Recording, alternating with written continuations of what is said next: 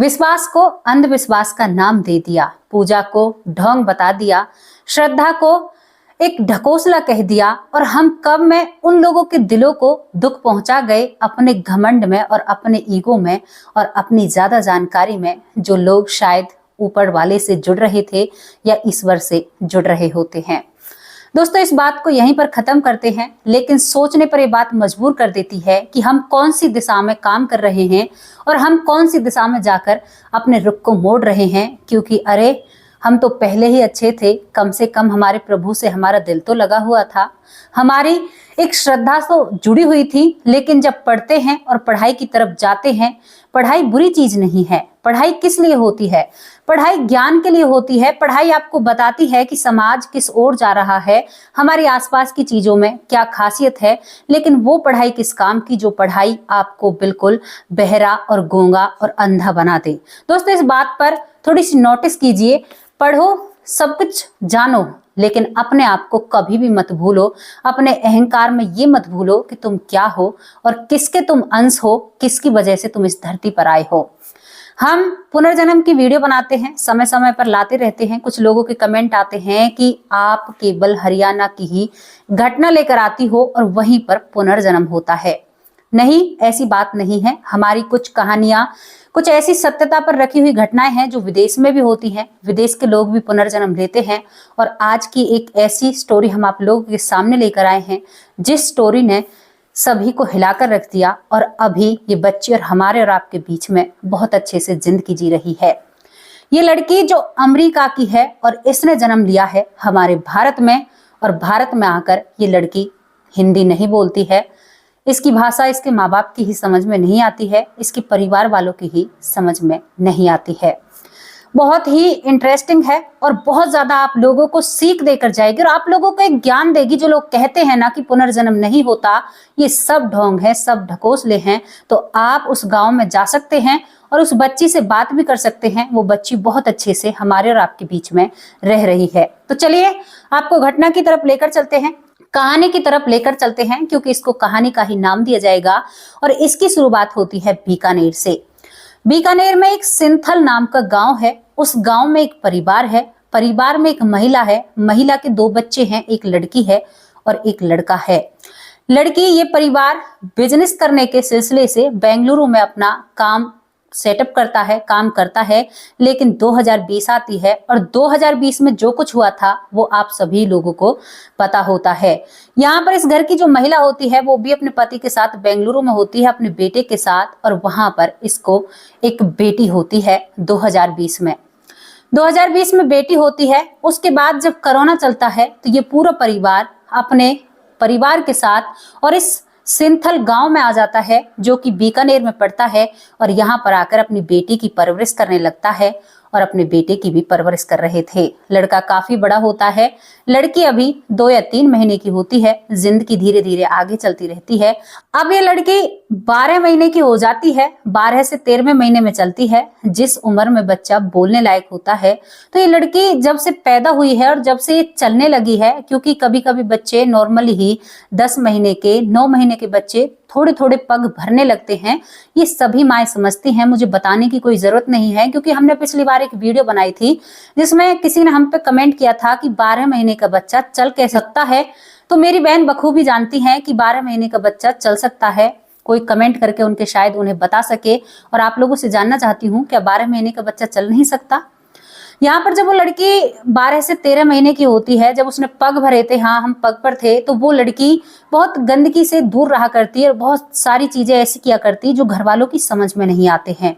अब एक माँ इंतजार करती है कि मेरा बच्चा पहला लफ्ज क्या बोलेगा। तो उसका बच्चा, जो वो लड़की होती है, वो पहला लफ्ज बोलती है। पता है आप लोगों को क्या बोलती है? वो अपनी माँ से माँ नहीं कहती, क्योंकि भारत में आमतौर पर जो बच्चे होते हैं बाबा, माँ, पापा ऐसे लफ्ज बोला करते हैं। लेकिन वो लड़की अपनी माँ से कहती है हे मॉम। अब ये बात सुनकर वो महिला थोड़ी सी आश्चर्यचकित होती है कि मेरी 12 से 13 महीने की बेटी हे मॉम एक शब्द बोला था उसने।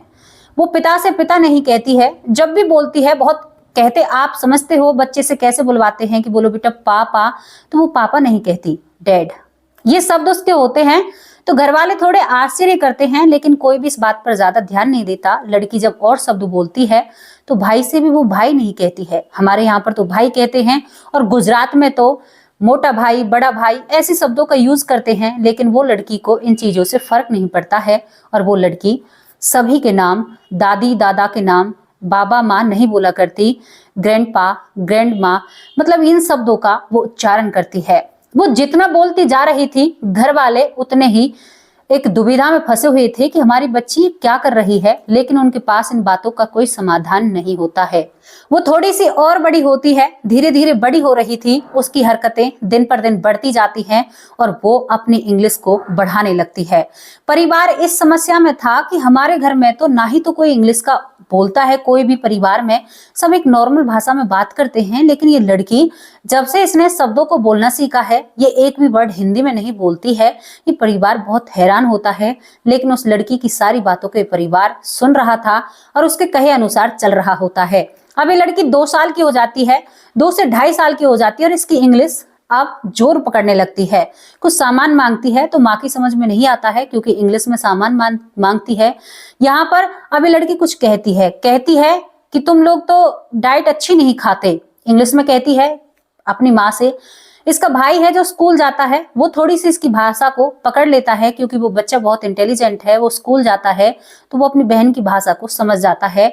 अब यहाँ पर समस्या ये थी कि दादी दादा उस बच्ची से प्यार कैसे करें, उस बच्ची की भाषा किसी को समझ में ही नहीं आती है। वो अपनी माँ से माँ नहीं कहा करती, माँ से कहती है मॉम। जो घर का नाम उन लोगों ने उस बच्ची का रखा था, उसने साफ कह दिया था कि मुझे तुम इस नाम से मत बुलाया करो, मेरा नाम ऐना है, मुझे ऐना कहकर बुलाया करो। इंग्लिश में रोती है, पैरों को जमीन पर मारती है, क्योंकि आधी भाषा घर वालों की समझ में नहीं आती है और ये बच्ची जन्म से ही फर्राटेदार इंग्लिश बोलती है। अब आप लोगों को एक बात समझा दे, हम हिंदी, शुद्ध हिंदी हम नहीं बोलते हैं, आप भी नहीं बोलते होंगे, क्योंकि हमारी भाषा, कई तरह की भाषा हमारे देश में है और शुद्ध हिंदी हम नहीं बोलते हैं। लेकिन अगर और देश का कोई बंदा यहाँ पर आए तो वो बिल्कुल एकदम शुद्ध हिंदी यहाँ पर आकर बोलेगा। क्या करता है, क्या कर रहा है, हमारी शुद्ध हिंदी इस तरह से बोली जाती है।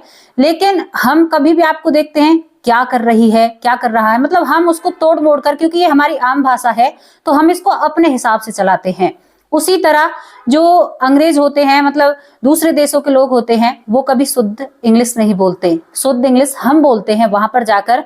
तो जिस तरह से उनको हमें उनकी हिंदी लगती है ना, उसी तरह से जो हमारी अंग्रेजी होती है, इंग्लिश होती है, वो उन लोगों के सामने आती है कि ये लोग शुद्ध, हम एक हिसाब से शुद्ध इंग्लिश उनके सामने बोलते हैं। कहने का मतलब मैं आप लोगों को ये समझा रही हूँ। यहाँ पर वो लड़की बिल्कुल बहुत फर्राटेदार, मैंने उसके कई इंटरव्यू देखे, मैं उनके फोटो भी मंगाने वाली थी, लेकिन किसी कारणवश उसके फोटो नहीं आ पाए हैं। तो यहाँ पर वो लड़की बिल्कुल उसी तरह से ग्रैंडपा, डैड, मॉम, ब्रदर, हे क्या कर रहे हो तुम, वो मतलब बहुत सारी चीजें ऐसी बोलती है कि लगता है कि यहाँ की है ही नहीं। अब यहाँ पर एक और चीज कहने लगती है कि मैं तो यहाँ की हूं ही नहीं, मैं तो अमेरिका की रहने वाली हूँ, ये मेरा दूसरा जन्म हुआ है, मैं तो एक योगा टीचर हूँ। अब वो बहुत अच्छे से घर वालों को बताने लगती है। जब ये बात आती है, हालांकि घर वालों को पहले ही अंदेशा था कि हमारी बेटी का दूसरा जन्म हुआ है, ये किसी देश की है, लेकिन ये नहीं पता है किस देश की है। लेकिन अब उस लड़की ने सारी बात बता दी थी। 2.5 साल की, 2.5 से 3 साल की, 2.5 साल की बच्ची योगा करती है, कहती है कि मैं योगा टीचर हूँ, मेरे साथ इतने लोग काम करते थे, मतलब इतने लोग योगा सीखते थे, हमारा घर बहुत खूबसूरत है, ये खाना अच्छा नहीं है, उसे इंडियन खाना बिल्कुल भी पसंद नहीं आता है। वो ऐसी चीजें मांगती है जो विदेशों में बच्चे खाया करते हैं। वो घर में आधी मतलब कमजोर भी है, क्योंकि उसे यहाँ का खाना पसंद नहीं होता, वो ज्यादातर ब्रेड खाया करती है, ब्रेड उसे अच्छा लगता है। ये लड़की के बहुत सारे इंटरव्यू हैं और ये लड़की आज भी हमारे और आपके बीच में है। फिलहाल वो लड़की हॉस्पिटल में है, उनकी थोड़ी सी तबीयत खराब है और ये लड़की मतलब ये है कि आज तक भी हिंदी नहीं सीखी है। अब यहाँ पर आपको एक किस्सा बताती हूँ। घर वालों को पता चल चुका था कि हमारी बेटी अमेरिका की है, जबकि घर वाले कभी अमेरिका कभी भी पहुंचे ही नहीं थे। तो भाई ये चीजें कहाँ से आ रही थी? वो घर वाले कहते हैं कि कभी भी हम अपने घर में कोई इंडियन, हमारे घर में जितने भी चैनल चलते हैं, हमारे टीवी पर जितने भी प्रोग्राम होते हैं, सब हिंदी प्रोग्राम होते हैं। हम बिल्कुल भी कोई इंग्लिश चैनल नहीं देखते हैं, कोई भी ऐसी चीज नहीं देखते हैं। तो फिर ये बच्ची कहाँ से सीख रही है? और आज तक वो बच्ची कभी भी स्कूल नहीं गई थी। स्कूल का तो उसने चेहरा ही नहीं देखा, 2.5 साल की बच्ची है। घर वालों के सामने समस्या है कि स्कूल में एडमिशन कराएंगे तो ये आगे कैसे पढ़ेगी, हिंदी को कैसे सीख पाएगी। वो लड़की घर में एक आम भाषा भी नहीं सीखती है। अब आपको एक किस्सा बताते हैं। उस गांव में एक मेला लगता है। उस मेले में पूरा परिवार इस लड़की को लेकर जाता है और इस लड़की ने सभी घर वालों से रोकर अपना नाम ऐना ही रखवा लिया है। ये अपना नाम ऐना नाम से बुलाती सुनती है। अब वहां पर इसको 2 टूरिस्ट मिल जाते हैं। ये सभी को छोड़कर उन टूरिस्ट के पास जाती है और उनसे कहती है, उनसे इंग्लिश में बात करती है और कहती है कि तुम लोग कैसे हो, उनसे हालचाल पूछती है। ये किस्सा देखकर माँ बाप खड़े रह जाते हैं, दंग रह जाते हैं। एक हमारी 2.5 साल की बच्ची देखो उनसे कितने अच्छे से बात कर रही है। जैसे हम बाहर विदेश में जाते हैं और कोई इंडियन हमें मिल जाए तो एक खुशी होती है ना अंदर से कि हमारे वहां का बंदा है, तो एकदम से खुशी होती है। इस तरह से इस लड़की को उन लोगों को देखकर खुशी हुई थी। तो यहाँ से जो परिवार होता है पूरी गुत्थी समझ में आ जाती है। इस परिवार से जब पूछा जाता है कि भाई आप क्या करना चाहते हो इस बच्ची को, क्या आप इसको मिलवाओगे, तो वो परिवार कह रहा है कि जब ये बच्ची पूरी तरह से हमें अपनी जानकारी दे देगी कि ये कहाँ से है, अमेरिका में कौन सा राज्य है, कौन से राज्य के शहर में से है, कहाँ से आती है, क्या करती है, जब हम इसको पूरा वहीं पर ले जाएंगे। ये लड़की बताती है कि कुछ पशु भी पाला करती, ऊंट पालने की बात करती है। हालांकि ये लड़की ही कर रही है। दोस्तों इसके हाथ पर एक बर्थ मार्क भी है जो जन्म से ही निशान होता है, वो इसके इस हाथ पर निशान है। और वो निशान इसकी माँ बताती है कि जब से पैदा हुई है, जब से ये इसका निशान है, वो निशान एक टैटू का है। टैटू इस बच्ची को जन्म से ही आया है, तो ऐसा कैसे हो सकता है। अब आप इस पर क्या कहना चाहोगे, अपनी वो राय आप जरूर रखना, क्योंकि कुछ लोग, चंद लोग हमसे बहुत कुछ कह जाते हैं, कमेंट में कहते हैं कि ऐसा नहीं हो सकता, ऐसा हो ही नहीं सकता, हम पुनर्जन्म को नहीं मानते। तो भाई हो सकता है, आप कहाँ से हो, क्यों आए हो, आपका क्या काम है, इस पर सोचिए और विचार कीजिए। ये कहानी यहीं पर समाप्त हो जाती है। परिवार कहता है कि अगर बेटी को कुछ भी याद और भी आएगा और भी बहुत सारी चीजें बताएगी, क्योंकि इस लड़की को ना बहुत मुश्किलें हो रही हैं। ये बिल्कुल बहुत दुबली पतली है और ये सोचती है, हमेशा इंग्लिश में ही बात करती है, भाई से बात कर पाती है, लेकिन जो प्यार दादी दादा से मिलना चाहिए था, अब दादी दादा की समझ में नहीं आता कि हमारी पोती क्या कह रही है। माँ भी समझ लेती है थोड़ी बहुत भाषा, लेकिन ये हर चीज को, जैसे तोते को ये हम कहते हैं पैरट, हमने बोल दिया जैसे पैरट, ये बोलती है पैरट, मतलब अलग साउंड निकालती है उस आवाज में।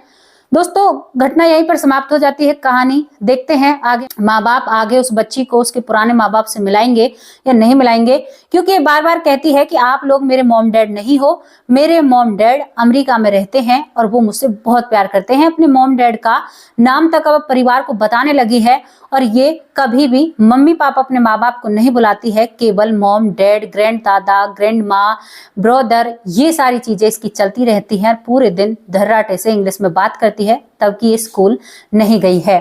हमारी वीडियो यहीं पर समाप्त होती है। आप लोग अपनी राय रख सकते हो, कमेंट भी कर सकते हो। कौन लोग हैं जो हमसे बीकानेर से जुड़े हुए हैं और जो जानते हैं उस लड़की को, तो प्लीज आप कमेंट बॉक्स में जरूर कमेंट करना, ताकि हमारे जो और व्यूवर हैं उन्हें पता चल सके कि कहां पर वो लड़की है। आपको गांव का नाम बता दिया है, सिंथल गांव का नाम है, आप वहां पर जा सकते हैं। यहाँ पर एक और आपको जानकारी दे दें, जो हमारे गोकुला जाट थे, आज उनका बलिदान दिवस है। तो एक दूसरी चीज भी है, यहाँ पर आज उनका बलिदान हुआ था, तो उनको सत सत प्रणाम करते हैं, नमन करते हैं, क्योंकि वीर योद्धा जितने भी हमारे थे आज उन्हीं की वजह से अपनी जिंदगी हम बेहतर बिता रहे हैं। अब उन लोगों के नाम लेते हैं और उन सभी जिनके हम नाम ले रहे हैं सभी को नए साल की हार्दिक मुबारक हो। नया साल आपको बहुत सारी खुशियां दे, आपके जीवन को खुशियों से भर दे, कोई भी दुख या तकलीफ आपके पास ना आए और आपकी जिंदगी बेहतर चलती रहे, आपको किसी भी चीज की कोई कमी ना हो। और यहाँ पर जो गोकुला जाट जी हैं उनको भी हम सादर प्रणाम करते हैं और आप भी उन्हें प्रणाम करना। तो चलिए उन लोगों के नाम लेते हैं। पहला नाम मनोज है। मनोज जी कहते हैं कि आपकी वीडियो बहुत अच्छी होती है, हमें आपकी वीडियो बहुत अच्छी लगती है। रविंद्र सिंह जी, रविंद्र सिंह हमारी कल वाली वीडियो पर कहते हैं, जो हमने कल की वीडियो वीर जवान के ऊपर बनाई थी, जो कि आज भी भारत की सुरक्षा कर रहे हैं मरने के बाद भी, तो उन पर वो नमन करते हैं और प्रणाम करते हैं। तो बहुत बहुत धन्यवाद रविंद्र सिंह जी, आपका तहे दिल से शुक्रिया अदा करते हैं। आपको नए साल की ढेरों सारी बधाइयां हो। संतोषी भट्ट जी, आपका बहुत बहुत धन्यवाद, तहे दिल से शुक्रिया अदा करते हैं। कैलाश वास, बहुत बहुत धन्यवाद कैलाश वास जी, तहे दिल से आपका शुक्रिया अदा करते हैं। अनिल शाक्या फरीदाबाद से, अनिल शाक्या फरीदाबाद हरियाणा से, बहुत बहुत धन्यवाद भाई जी आपका, आपको नए साल की ढेरों सारी बधाई। और गोकुला जाट की तरफ से, गोकुला जाट के लिए भी आपको 2 शब्द कहने होंगे। राजेंद्र यादव जी, बहुत बहुत धन्यवाद आपका, आपको नए साल की ढेर सारी बधाई। सिया राम, बहुत बहुत धन्यवाद सिया राम जी, तहे दिल से आपका शुक्रिया अदा करते हैं, नए साल की आपको ढेरों सारी बधाई हो। प्रीति हमारी बहन जो हमारी वीडियो पर रेगुलर कमेंट करती हैं, तो प्रीति जी आपको नए साल की ढेरों बधाई, आपका बहुत बहुत धन्यवाद, तहे दिल से आपका शुक्रिया अदा करते हैं। दी ठाकुर, इनके आज कई कमेंट आए हैं, तो दी ठाकुर आपका नाम हमें नहीं पता, आपकी आईडी से हमने ये नाम उठाया है, तो यही आपका नाम है, बहुत बहुत धन्यवाद, तहे दिल से शुक्रिया अदा करते हैं। लाल बहादुर, गाजीपुर उत्तर प्रदेश, बहुत बहुत धन्यवाद लाल बहादुर जी, आपका तहे दिल से शुक्रिया अदा करते हैं। विनय जी, बहुत बहुत धन्यवाद, आपका तहे दिल से शुक्रिया अदा करते हैं। अंजलि कश्यप हमारी बहन है, इनके कई कमेंट आ चुके हैं। अंजलि कश्यप जी, आपको नए साल की ढेरों बधाई हो, आपकी जिंदगी में खुशियां आती रहें और आपकी जिंदगी हमेशा महकती रहे।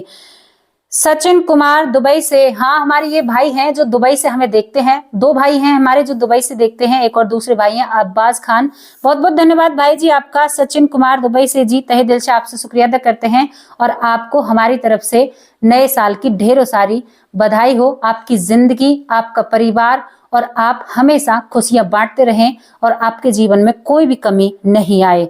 रेणु देवी मुंबई से, ये हमारी वीडियो पर रेगुलर कमेंट करती हैं, तो रेणु बहन जी आपका तहे दिल से शुक्रिया अदा करते हैं, नए साल की आपको ढेरों सारी बधाई, आपकी जिंदगी महकती रहे, आप अपने परिवार में खुशियां बांटती रहें और आपके परिवार में किसी भी चीज की कभी कोई कमी नहीं आए, आपके पास दुख कभी भी ना आए, आप हमेशा खुश रहिए और अपने आसपास के लोगों को भी खुश रखिए। बहुत बहुत धन्यवाद आपका। चंदन कुमार जी, बहुत बहुत धन्यवाद, आपका कमेंट बहुत प्यारा था और बहुत अच्छा होता है। चंदन कुमार जी, आपको भी नए साल की ढेरों सारी बधाई हो।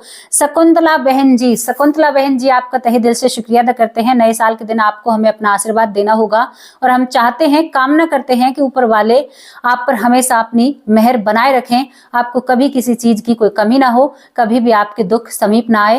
दोस्तों, यहाँ पर जितने भी हमारे व्यूवर हैं, जितने भी मेरे 62,000 होने वाले हैं, हमारे जो फॉलोवर हैं, सभी के ऊपर वाले की कृपा बनी रहे, सभी को नए साल की ढेरों सारी मुबारकबाद हो। अब कल हाजिर होंगे किसी सच्ची और अच्छी स्टोरी के साथ, तब तक के लिए आप लोगों से विदा लेते हैं और इस वीडियो पर आपका क्या कहना है, आप अपनी राय जरूर रखकर जाना। नमस्कार, जय हिंद, जय भारत, बहुत बहुत धन्यवाद आपका।